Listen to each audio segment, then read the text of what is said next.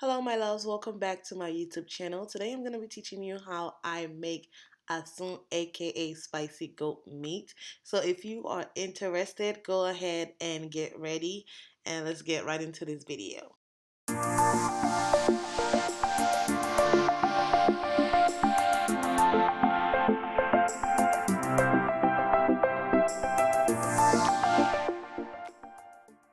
So here's a screenshot of all the ingredients that I used, and I'm going to go ahead and break them down individually. I like to use Sazon Goya to season my food. I usually get the one with no salt, but if you're not at a Hispanic store, you won't find the one with no salt. So I just say you can get whatever you find. Just be very careful when you're adding salt to the food itself. Those are some fresh cut goat meat, some habanero pepper. These are scorpion peppers, so they are really spicy. Some canola oil, onions, Maggi, onion powder, garlic powder, and some chili peppers.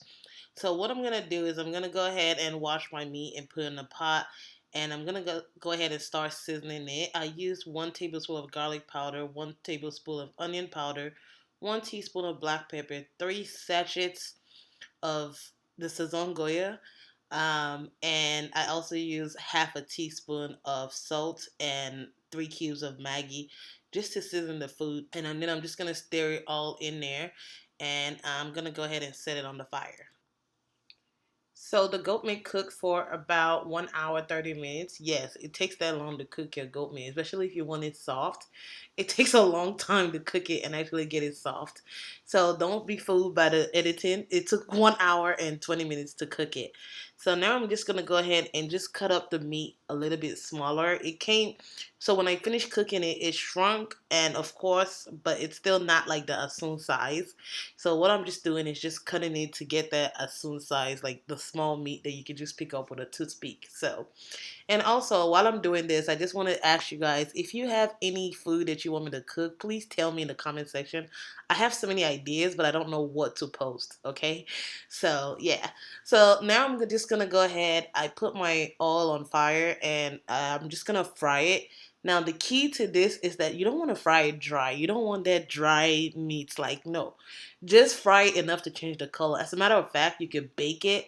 But see, me, I'm lazy. I don't got time for that, so I'm not about to bake. But you can bake it if you prefer to do that, or you can just fry it. But like for me, I literally just fried it to change the color. It didn't take me more than 5 minutes to achieve this. So now I'm gonna go ahead and add some scorpion pepper into my blender, and I used I think 6 or 7. Trust me, you don't need that much if you don't like spicy food. Just depend on how spicy you like your food. Okay. I used 1 tomato and 1 handful of chili pepper, and I just blend that. But the key to it, you don't want to blend it smooth. Just blend enough to get all the seeds out, but don't blend it completely smooth.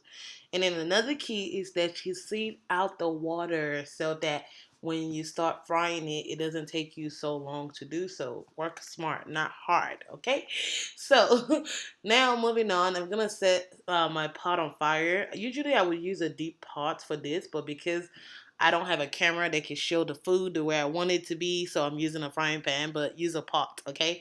So now I just put some onions in there and I'm just letting it fry.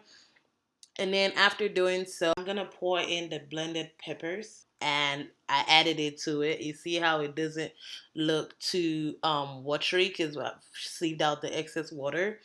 And now I'm just gonna season that with some onion powder, garlic powder. I think I put 1 Maggi cube and a little bit of salt, and that's it.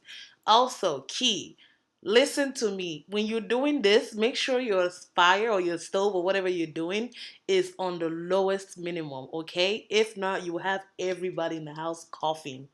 Make sure this is on like the lowest possible gas you have. I mean the lowest temperature you have, okay? So now I'm adding some meat water, the goat meat I cooked, the water from the goat meat, I added it to there. And now I'm just adding the goat meat to it, and then I'm just going to stir it, and yeah, just stir it and add more goat meat and keep stirring until I was satisfied. And I think that's pretty much how I do it. Remember, the key is that you're doing this on low heat. If you have this on high heat, everyone in the house will be coughing because it will be literally be so spicy. So make sure you have it on low heat. Okay, now I'm adding some onions, and This is all personal preference. Once again, if you're the kind of person that don't like to see onions in your food, then you don't have to do that. Just whatever works for you. Okay. So once again, y'all, let me know what you would like to see in the comment. In not comment. Let me know what you would like me to cook. I mean, I could cook a lot of things, but I just don't know what to cook or what to post. I don't know what you guys are liking and what you're not liking when it comes to food. So please leave a comment on what you want me to cook and I will do that. All right, so this has been on the fire for at least I think about 10 minutes, and I just kept adding more goat milk water because I wanted it to be juicy, you know what I'm saying?